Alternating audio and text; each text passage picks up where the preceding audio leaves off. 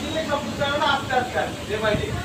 আচ্ছা যাই হোক, সবাই তো আজকে কালকে আমাদের যে প্রথম খেলা শুরু হবে আমরা জানি, সবাই জানি। আমাদের 4টা ম্যাচ আছে, 4টা। কালকে হবে 3টা বাজে ফার্স্ট একটা ম্যাচ আমাদের, কালকে 3টায়। এটা খেলা হবে হলো পাঁচতলার সাথে, পাঁচতলা। তারপরে একটা খেলা আছে ওই বিল্ডিং এর 8তলায়, যাই হোক পরে আর কি।